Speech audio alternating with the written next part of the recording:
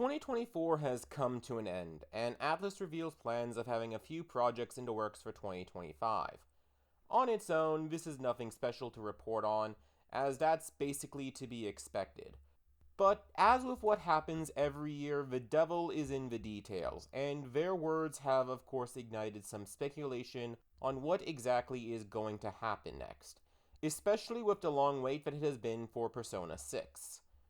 Those interviewed don't go into many details, especially when compared to what's come from interviews before, but I think the reason for this is a combination of it still being too soon in development for news to come out, especially given the more recent trend of Atlus to announce games months before the release instead of years like they used to, and the schedule of games also being taken into consideration so that titles don't intrude upon the hype of other games.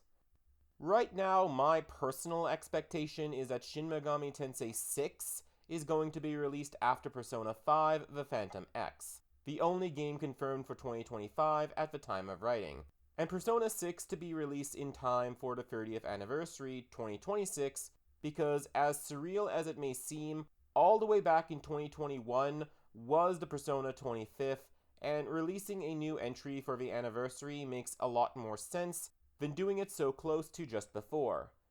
There are other reasons why I am now leaning towards a 2026 release for Persona 6, and SMT6 to be released before that, namely the fact that SMT6 has a registered domain where P6 does not, as far as I know, though I suspect that will change at some point in 2025,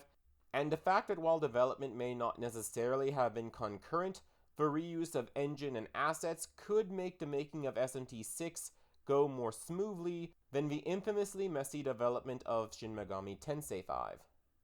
I have an ongoing series of lists for Persona 6, so I'll hold my tongue beyond this speculation at this point, and though I haven't been able to upload for a while, I do hope to change that in the new year and catch up on what I've been behind on.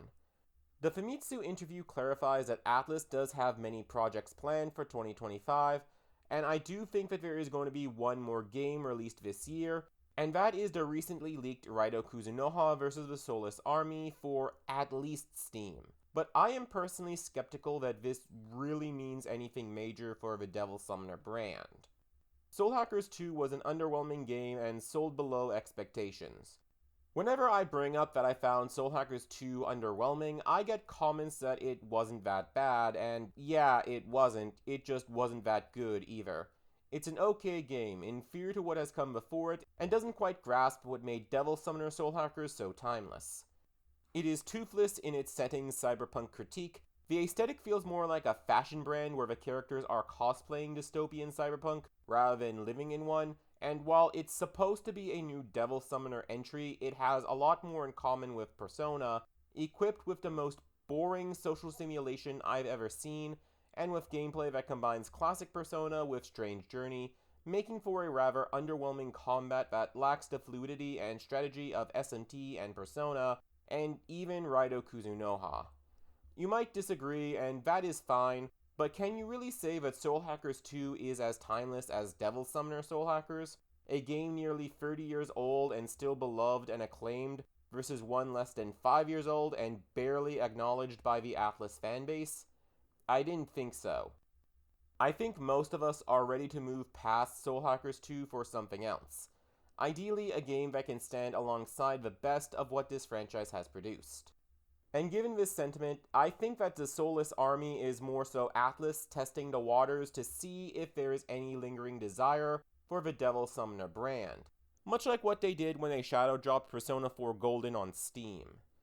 And they will probably be disappointed given that the Soulless Army isn't that good a game. It ranks very highly on the list of games to be remade, yes, but it ranks quite high, I feel, because with its rushed development, Raido 1 was a lukewarm experience with a lot of potential that it just didn't live up to. I have a video planned for when I managed to beat the game on hard mode, a difficulty that lives up to its name, so I want to leave it there for now, but given that the developers approached Persona 3 with the mindset of preserving the original, warts and all, and that the canon of creation still wasn't written despite it being a more recent entry, the re-release even being made by the same creative team as the original, I don't have any real expectations for Raito 1 beyond a port.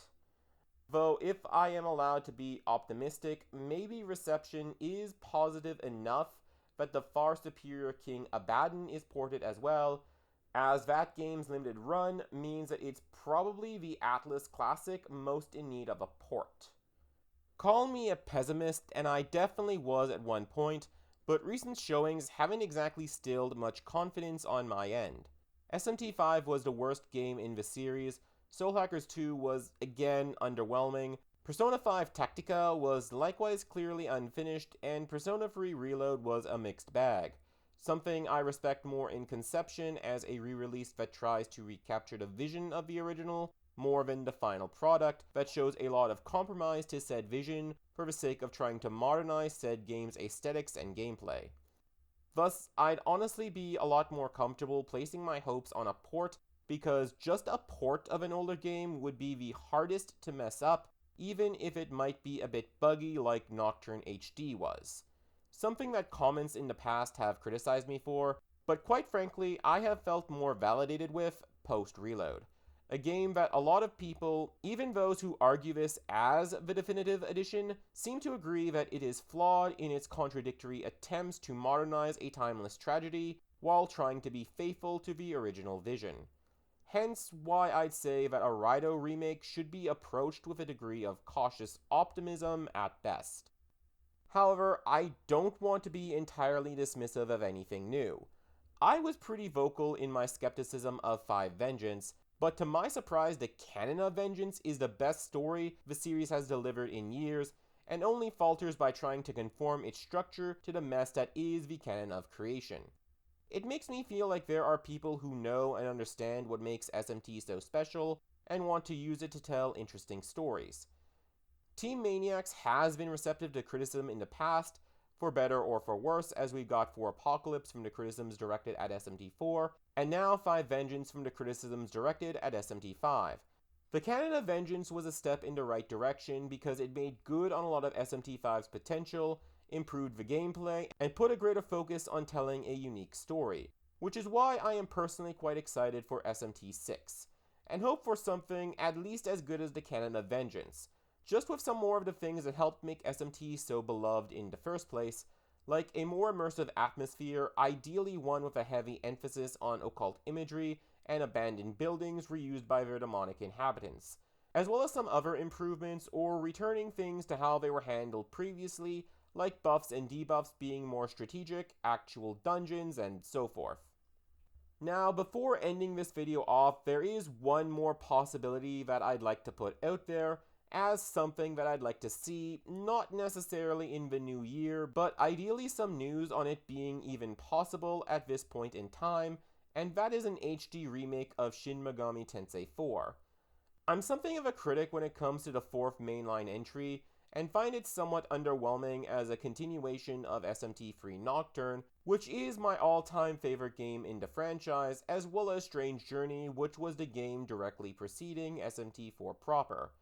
But on the other hand, a lot of my complaints with the story come directly from cut content.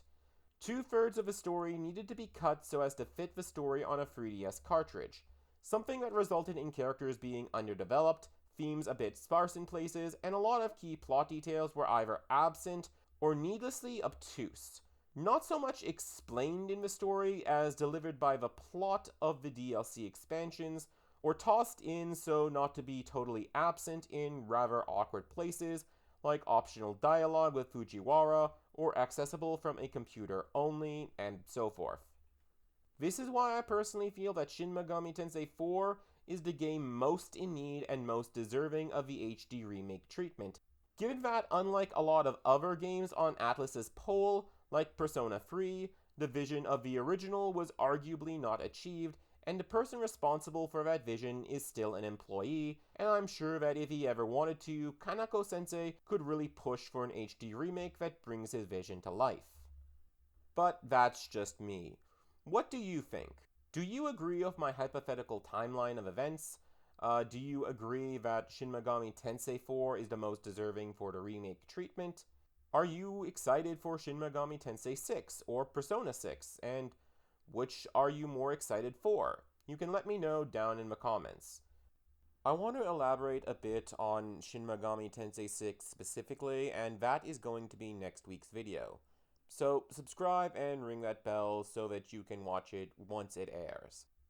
Until that time, I hope you have a great rest of the week, and I will see you next week. Happy New Year.